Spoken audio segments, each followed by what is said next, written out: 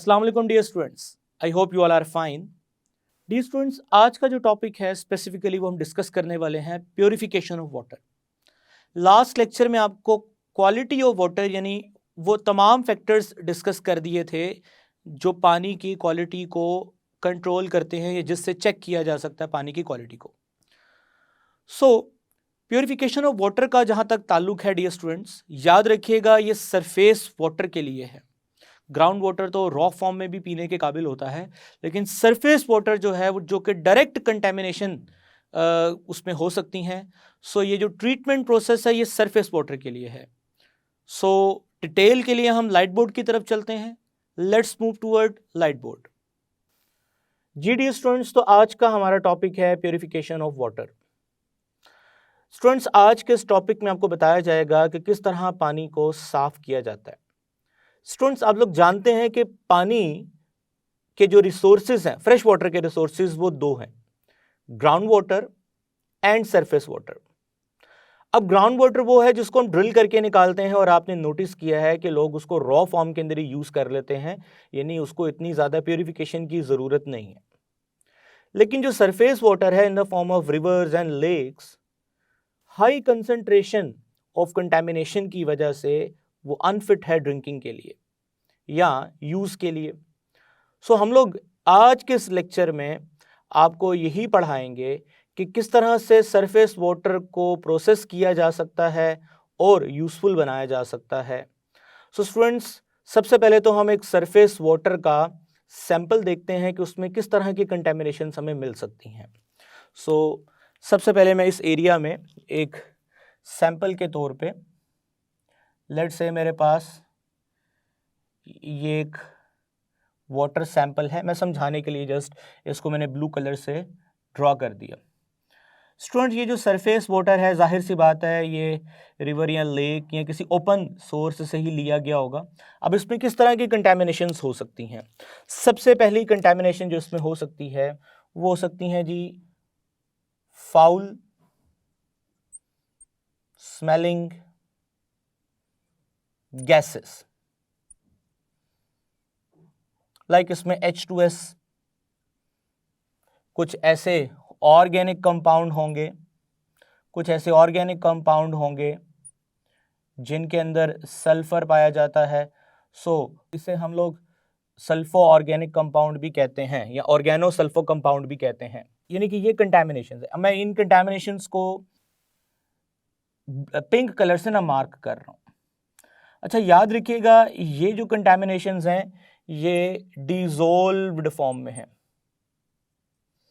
Dissolve form यानी कि आपको ये नजर नहीं आएंगे आम आंख से, आप इसको देखेंगे, आप पानी में आपको इसको जज नहीं कर सकते। अच्छा, अब फिर कुछ कंटेमिनेशंस ऐसी होंगी स्टूडेंट्स जो कि आपको वाजिया सस्पेंडेड फॉर्म में, यानी जैसे रेत के जर्रात होते हैं, आपको नजर आएंगी। अब ये सस्पेंडेड पार्टिकल्स हैं, these are suspended particles, suspended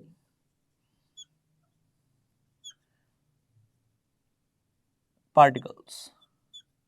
अब ये जो सस्पेंडेड पार्टिकल्स हैं स्टूडेंट्स, इनको रिमूव करना है। अगेन ये भी कंटेमिनेशंस हैं, हम इनको भी सारा बताएंगे आपको कैसे रिमूव करना है। इसके अलावा स्टूडेंट्स इसमें और क्या हो सकता है वो भी हम देखते हैं। सस्पेंडेड पार्टिकल्स के अलावा इसमें स्टूडेंट्स वाटर के अंदर कंटेमिनेशंस हो सकती हैं मैग्नीशियम एंड कैल्शियम आयंस की। अच्छा, ये बात आप छोटे लेवल पे छोटी क्लासों में पढ़ आए हैं। जिस पानी में मैग्नीशियम और कैल्शियम आयंस होंगे, आयंस का मतलब वो डिसॉल्व फॉर्म में है, वो पानी हार्ड होगा, हार्ड वाटर होगा। अब हार्ड वाटर को कैसे सॉफ्ट वाटर में कन्वर्ट करना है वो भी आपको सिखाया जाएगा, यानी इसमें हार्डनेस ऑफ वाटर भी हो सकती है। उसके अलावा स्टूडेंट्स इसमें और कौन सी कंटेमिनेशंस हो सकती हैं? इसमें माइक्रोब्स हो सकते हैं। स्टूडेंट्स, ये जो माइक्रोब्स हैं, अब ये डेफिनेटली बैक्टीरिया या वायरसेस की बात हो रही है यहाँ पे। अब इन माइक्रोब्स को भी डेफिनेटली आप, ऐसे नहीं कि आपको बैक्टीरिया वायरसेस पर नज़र आ रहे होंगे, ये इतने स्मॉल होंगे कि पानी में आपको असल में ना सिर्फ आपको सस्पेंडेड पार्टिकल नज़र आ रहे हैं, बाकी कुछ भी नज़र नहीं आ रहा। यानी अगर इस पानी में अगर कुछ विजिबल है, कुछ आपको नज़र आ रहा है आम आंख से, नेकेड आई से, तो स्टूडेंट्स वो सस्पेंडेड पार्टिकल है। नेकेड आई से अगर आपको कुछ नजर आ रहा है तो वो सस्पेंडेड पार्टिकल्स है। बाकी microbes, magnesium calcium ions, dissolved gases, dissolved organic compound, वो कुछ भी नजर नहीं आ रहे आपको। अब हमने इन सबको रिमूव करना है और इन सब कंटैमिनेशंस को रिमूव करने का नाम ही प्योरिफिकेशन ऑफ वाटर है। अब स्टूडेंट्स हम one by one steps follow करेंगे और देखेंगे कि किस स्टेप में कौन सी चीज़ रिमूव होगी और फाइनली हम इस वाटर को ट्रीट करने के बाद अपने पर्पस के लिए यूज़ कर सकते हैं। जी स्टूडेंट्स, सबसे पहले प्योरिफिकेशन ऑफ वाटर का जो पहला स्टेप है वो है aeration. What is aeration? Passing of air, air को पास करना पानी में से, हम इसको एरेशन कहते हैं। स्टूडेंट्स आप ना स्क्रीन पे ना एरेशन का प्रोसेस भी देख रहे हैं कि किस तरह से एयर को ना पानी में से हम पास करते हैं। अभी सारा प्रोसेस डेफिनेटली एक प्रॉपर इंस्ट्रूमेंट्स के अंदर हो रहा होगा, लेकिन हम इसकी प्रिंसिपल समझ रहे हैं, इंस्ट्रूमेंटेशन नहीं समझ रहे। सो एरेशन जो है उसका सबसे पहले फ़ायदा क्या होगा? एरेशन का सबसे पहले फ़ायदा है removal of foul smell gases. अब ये कैसे रिमूव करती है फाउल स्मेल गैसेस को? लेट्स से पानी में जो सबसे ज़्यादा फाउल स्मेल गैस है वो H2S है, हाइड्रोजन सल्फाइड।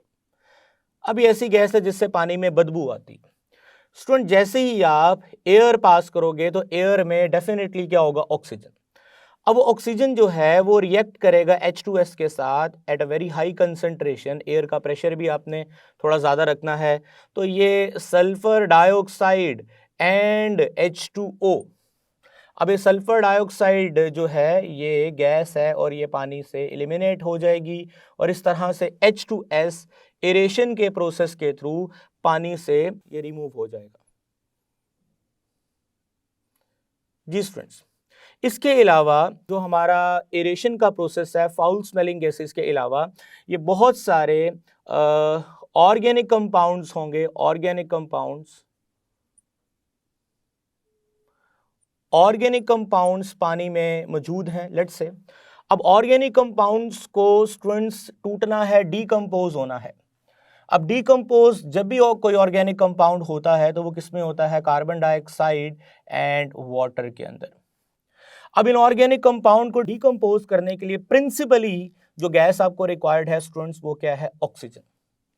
सो एरेशन के प्रोसेस से एक तो फाउल स्मेल गैसेस भी निकल गई और ऑक्सीजन भी पानी में आ गई, जिससे पानी में मौजूद ऑर्गेनिक कंपाउंड आहिस्ता आहिस्ता क्या होंगे? डीकम्पोज। स्टूडेंट्स आप इस डीकम्पोजिशन के प्रोसेस को तेज करने के लिए एक्टिवेटेड कार्बन का इस्तेमाल भी कर सकते हैं। सो हम यहां लिखेंगे एक्टिवेटेड कार्बन यूज करेंगे to accelerate the decomposition process of organic compound. So aeration में सबसे पहले फाउल स्मेलिंग ऑफ गैस और फाउल स्मेलिंग के साथ साथ ऑर्गेनिक कंपाउंड भी आहिस्ता आहिस्ता क्या होंगे? डीकम्पोज होंगे।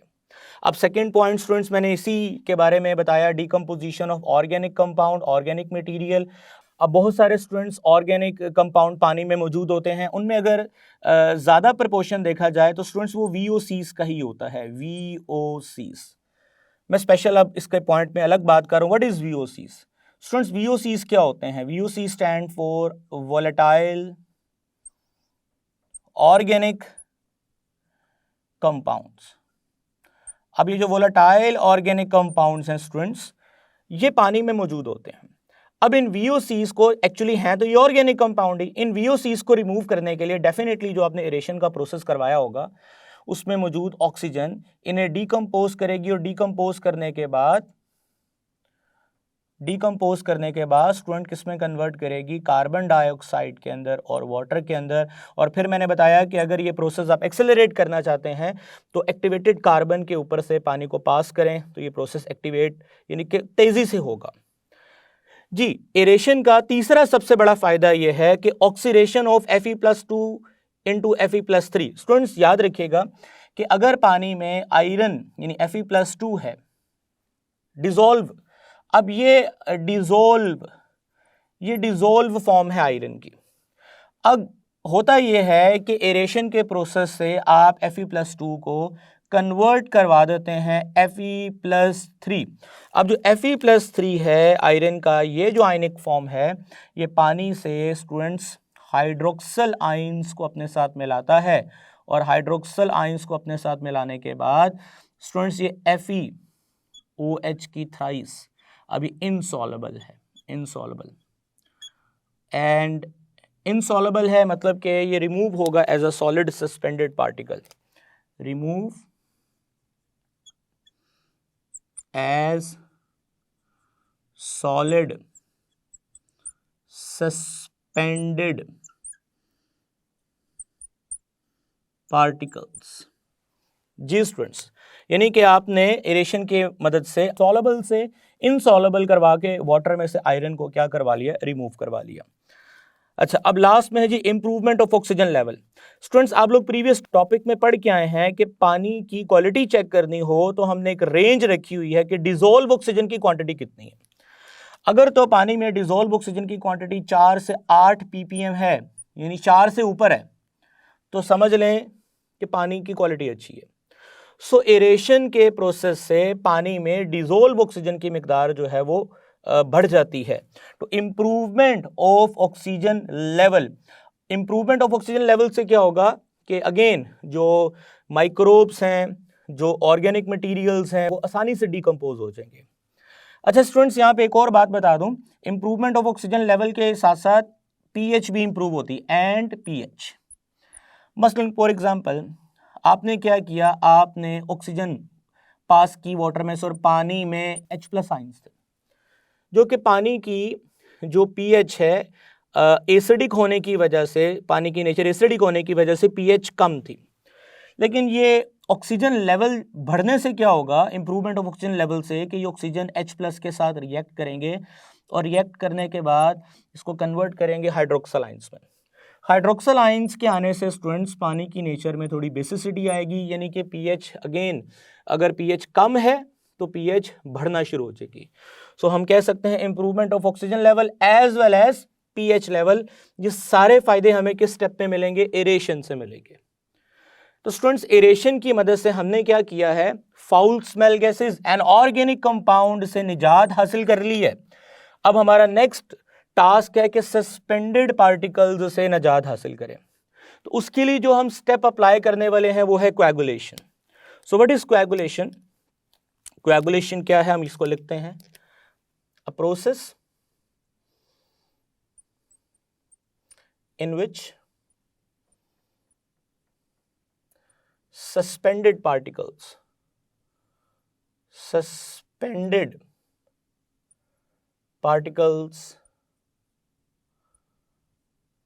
will remove, जिसमें सस्पेंडेड पार्टिकल्स रिमूव होंगे, हम उसे कोएगुलेशन कहते हैं।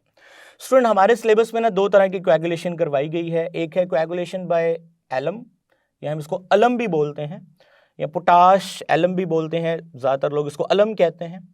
अब ये फटकरी, यानी आप ना स्क्रीन पे देख सकते हैं इसकी फिजिकल अपीयरेंस, फटकरी, आपने घरों में इसको देखा होगा। अब फटकरी को आपने क्या करना है, जो एरेशन प्रोसेस के बाद पानी मिला है आपको, आपने उसमें फटकरी डाल देनी, यानी अलम डाल देना है। ये स्टूडेंट, ये जो मैंने फार्मूला लिखा है ना, K2SO4.Al2SO4.24, ये अलम का फार्मूला, अलम का। अच्छा, ये डबल साल्ट भी इसको कहते हैं क्योंकि इसमें 2 सॉल्ट क्रिस्टलाइज्ड है, डबल साल्ट भी है।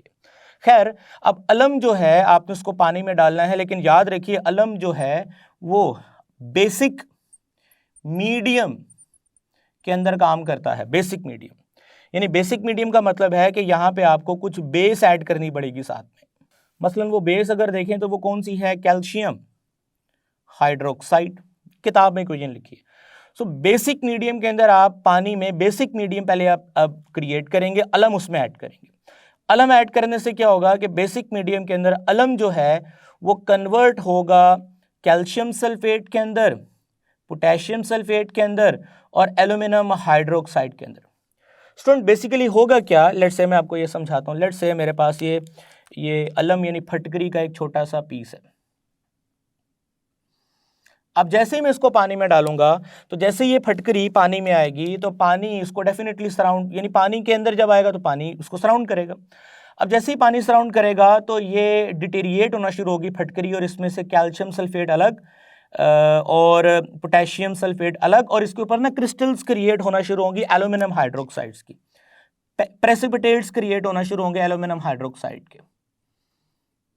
जी, अब ये जो एल्यूमिनियम हाइड्रोक्साइड के प्रेसिपिटेट्स हैं जो अभी ये अलम के ऊपर ही हैं, और आहिस्ता आहिस्ता इसको वो फिर एल्यूमिनियम हाइड्रोक्साइड के जो पीपीटीज हैं एल्यूमिनियम हाइड्रोक्साइड के, वो आहिस्ता आहिस्ता अलम को छोड़ देंगे और पानी में फैल जाएंगे।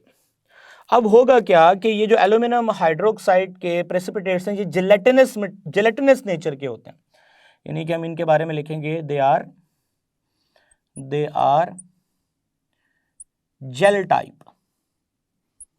जेल टाइप मतलब जेलेटिनस। जी, जेल टाइप। अच्छा स्टूडेंट्स, अब जेल टाइप ये पीपीटीज क्या करेंगे, लेट्स से मैं यहां पे एक बीकर बनाता हूं और स्टूडेंट उस बीकर में पानी है। अब ये जो जेलेटिनस जेल टाइप प्रेसिपिटेट्स हैं ये पानी में मूव करेंगे। अब जहां जहां सस्पेंडेड पार्टिकल्स हैं वो सस्पेंडेड पार्टिकल्स क्या होंगे, वो इस जेल टाइप जेलेटिनस जो एल्यूमिनियम हाइड्रोक्साइड के पीपीटीज हैं इनके ऊपर ना जज़ब होना, यानी इनके साथ ना चिपकना शुरू हो जाएंगे, एडजॉर्ब होना शुरू हो जाएंगे, एडजॉर्ब होना शुरू हो जाएंगे। सो हम कह सकते हैं, बेटर है कि मैं यहां पे इसको अलग बना देता हूं, यानी ये जेली टाइप जो सरफेस थी ना उसने ना ये सस्पेंडेड पार्टिकल्स को अपने साथ क्या कर लेना, जज़ब कर लेना है, और बाद में इन पीपीटीज ने नीचे बैठ जाना है। यानी पीपीटीज खुद तो नीचे बैठे लेकिन जेलेटिनस नेचर होने की वजह से सस्पेंडेड पार्टिकल्स को भी नीचे बिठा लिया। सो पहली तो कोएगुलेशन समझ आ गई विद द हेल्प ऑफ अलम। स्टूडेंट्स, इसका मसला ये है कि बेसिक मीडियम के पानी में काम करती है, लेकिन अब कभी कभार ऐसा भी होता है कि हमें वाटर इस तरह की नेचर का मिलता है जो थोड़ा एसिडिक होता है। सो एसिडिक वाटर के लिए फिर हम क्या करते हैं, थोड़ा सा नॉर्मली हम तो यही प्रोसेस इस्तेमाल करते हैं, थोड़ा सा हम उसमें बेस खुद ऐड करके पानी की नेचर को थोड़ा बेसिक करते हैं और बाद में इसको हम दोबारा से रिवर्स भी करवा सकते हैं। लेकिन एक और कोएगुलेशन का तरीकाकार है, वो है जी विद फेरिक साल्ट। स्टूडेंट्स, अब ये दो हैं, एक है Fe2SO4 यानी ferric sulphate and ferric chloride. अब इनके बारे में ये जो कंडीशन है ना, ये pH होनी चाहिए 1 से 2, यानी कि इनके बारे में ये कहा जाता है कि अगर pH 3 से 13 और कुछ बुक्स में तो 14 भी लिखा हुआ है के दरमियान में ये काम नहीं करते। यानी कि ये जो फेरिक साल्ट वाली कोएगुलेशन है ना, ये स्पेसिफिकली वाटर के लिए नहीं है, ये उन सॉल्यूशंस के लिए है जिनकी pH 1 से 2 यानी हाईली एसिडिक सॉल्यूशंस के लिए। अच्छा, अब इनमें होता क्या है कि प्रॉब्लम यह है कि अगर सॉल्यूशन की pH 3 से 14 के दरमियान में होगी तो ये इनसॉल्युबल रहते हैं, ये सॉल्ट जो है ये इनसॉल्युबल रहते हैं, यानी ये जेलेटिनस मटेरियल में कन्वर्ट ही नहीं होते। जब ये जेलेटिनस मटेरियल में कन्वर्ट ही नहीं होते तो ये सस्पेंडेड पार्टिकल्स को भी नीचे नहीं बिठा सकते। सो ये जो कोएगुलेशन है ना, इसको डिफिकल्ट है हैंडल करना। सो हम यही कोएगुलेशन का मटेरियल इस्तेमाल करते हैं, लेकिन ये काम आती है तब जब हाईली एसिडिक सॉल्यूशन में से सस्पेंडेड पार्टिकल्स को रिमूव करना हो, तो फिर हम फेरिक सल्फेट या फेरिक क्लोराइड यानी फेरिक सॉल्ट से कोएगुलेशन करते हैं। स्टूडेंट्स, अब तक हम क्या कर चुके हैं, सस्पेंडेड पार्टिकल्स को जो कि नेकेड आई से नजर आते हैं उनको भी रिमूव कर चुके हैं। अब हम नेक्स्ट क्या करने वाले हैं, कैल्शियम एंड मैग्नीशियम आयंस को रिमूव करने वाले हैं ताकि हार्डनेस ना रहे। अब मैं थोड़ा आपको ना यहाँ सिखाना चाहता हूँ हार्डनेस से क्या मुराद है। डियर स्टूडेंट्स, आप लोगों ने पढ़ रखा है कि सोप जिस पानी में लेदर यानी झाग नहीं बनाता वो हार्ड है। अब ऐसा क्यों है, झाग क्यों नहीं बनती, जरा देखिएगा।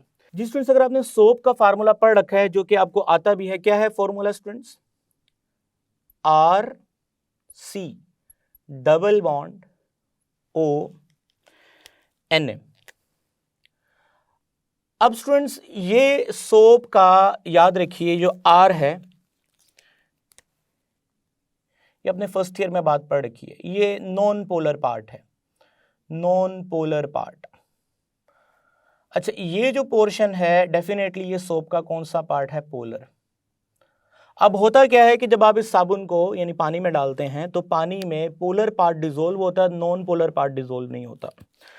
अब फॉर एग्जांपल मैं आपके सामने एक कंटेनर लेता हूं और उसमें पानी है, और जैसे ही मैं इस पानी में ये सोप एंटर करूंगा तो सोप का ये जो पार्ट है आर वाला, ये बाहर रहेगा क्योंकि ये नॉन पोलर है, पानी के साथ ये डिसॉल्व नहीं होगा। और जो पोलर पार्ट है मैं उसको ऑरेंज कलर से मेंशन कर रहा हूं। ये ऑरेंज कलर वाला जो पोर्शन है ना, ये पानी में डिसॉल्व हो चुका है क्योंकि वो कौन सा पार्ट है? पोलर। और ये पार्ट डिसॉल्व होने के बाद डेफिनेटली स्टूडेंट किस में कन्वर्ट हो चुका है? आर तो बाहर है, C double bond O minus and Na+। अब ये जो हिस्सा है ना, ये वाला, ये पानी में हल हो चुका है। अब ड्यू टू हाइड्रोजन बॉन्डिंग, ये भी आप लोगों ने पढ़ा हुआ है ना, पानी में हाइड्रोजन बॉन्डिंग की वजह से एक्शन ऑफ सोप जी। अब ये जो आर जो चीज बाहर है ना, ये झाग है, ये लेदर है, ये पानी के बाहर रहेगी, ठीक है। अब अगर इस पानी में स्टूडेंट्स कैल्शियम आयंस होते हैं, लेट्स से अगर इस पानी में कैल्शियम आयंस हैं और इस पानी में मैग्नीशियम आयंस हैं, तो वो कैल्शियम आयंस और मैग्नीशियम आयंस क्या करेंगे? कैल्शियम आयंस और मैग्नीशियम आयंस क्या करने वाले आपको समझाता हूं। ये है आर और ये है उसके आगे पोलर पार्ट जो पानी में डिसॉल्व हो चुका है, और अगेन ये है आर और ये है पोलर पार्ट जो पानी में डिसॉल्व हो चुका है।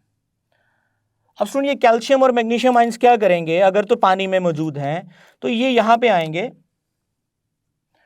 क्योंकि इस पे क्या चार्ज है? -1। क्या चार्ज है? -1 आपके सामने है, -1 चार्ज है। तो ये कैल्शियम या मैग्नीशियम के साथ मिलकर पीपीटी प्रेसिपिटेट बना देंगे, इसे स्कम बोलते हैं, स्कम। यानी कि झाग कैल्शियम और मैग्नीशियम के साथ मिलने के बाद, यानी झाग अपने पोलर पार्ट के साथ मिलेगी और मिलने के बाद ये पीपीटी बनेगा। ये पीपीटी जो है ना, ये फुटकियां, यानी कि ये बड़ी बड़ी फुटकियां बन के नीचे बैठना शुरू हो जाएगा, जिससे झाग खत्म हो जाएगी। स्टूडेंट, झाग खत्म हो जाएगी। अब झाग के खत्म होने से क्या होगा कि झाग का काम क्या होता है? साबुन के अंदर ग्रीसीज एंड ऑयल को क्या करना? कपड़ों में से निकालना। जब ये झाग ही खत्म होगी, ये स्कम बन के नीचे बैठ गई है कैल्शियम और मैग्नीशियम आयन की वजह से, तो साबुन का एक्शन नहीं होगा फिर। सो इसका मतलब हमें पानी को ट्रीट करना है, कैल्शियम और मैग्नीशियम आयन को क्या करना है? रिमूव करना है। अब इसको रिमूव करने के जो मेथड हैं वो आप छोटी क्लासों में ऑलरेडी पढ़ चुके हैं, मैं यहाँ पे उसको मुनासिब नहीं समझता बताना, आपको ऑलरेडी आते हैं। क्लार्क मेथड आपने पढ़ा था, सोडियम ज़ोलाइट मेथड आपने पढ़ा था। खैर, हम लोग बाद में क्या करते हैं? Removal of hardness of water by the removal of calcium ions and magnesium ions. अब कैल्शियम मैग्नीशियम नहीं होंगे तो ये सस्टेन रहेंगे मॉलिक्यूल्स और सोप का एक्शन अच्छे तरीके से हो सकेगा। स्टूडेंट्स, अब तक हम लोग ये सारी चीजें रिमूव कर चुके हैं। अब हमारा जो अगला टास्क है वो है माइक्रोब्स को रिमूव करना। क्लोरीनेशन ऑफ वाटर करके माइक्रोब्स को मारेंगे। सो इंशाल्लाह नेक्स्ट लेक्चर में आपको मैं माइक्रोब्स को कैसे रिमूव करना है ये सिखाऊंगा, और हार्मफुल इफेक्ट्स भी कुछ बताऊंगा आपको कि माइक्रोब्स को मारने के लिए हमारी वजह से जो गलतियां हो रही हैं वो क्या हैं। सो होप सो कि नेक्स्ट लेक्चर में हम इसको अभी तक का जो लेक्चर है वो आप याद रखेंगे, आगे फिर हम इसको पढ़ेंगे। तब तक के लिए मुझे इजाज़त दीजिएगा। टेक केयर, अल्लाह हाफिज़।